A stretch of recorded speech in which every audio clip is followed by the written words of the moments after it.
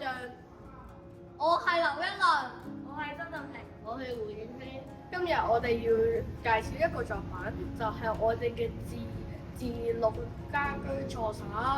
設計呢個作品係因為我哋留意身邊嘅長者同埋有需要嘅人士喺日常嗰度呢，有好簡單嘅事，例如開燈、開風扇、拉窗簾同埋開門呢，都可以俾佢哋用好多力，或者佢哋一般都做唔到，所以呢，我哋用創新嘅科技可以設計一個更方便同埋更安全嘅一個家居系統。我哋呢個作品最特別嘅地方就係佢可以用眼嚟控制，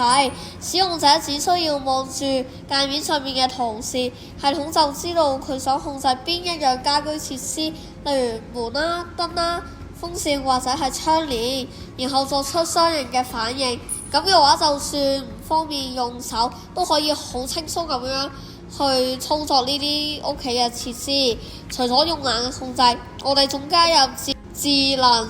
節能系統，當屋企冇人或者光線已經足夠，系統就會自動關燈，減少浪費電力。我哋依家扮開咗燈嘅情況。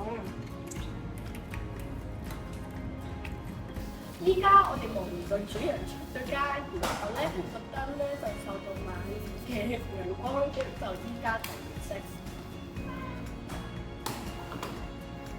如果室內太熱，就可以開風扇，而窗簾就可以根據情況開口，幫助調節室內嘅溫度同埋光線，令屋企更加舒服，又更加環保。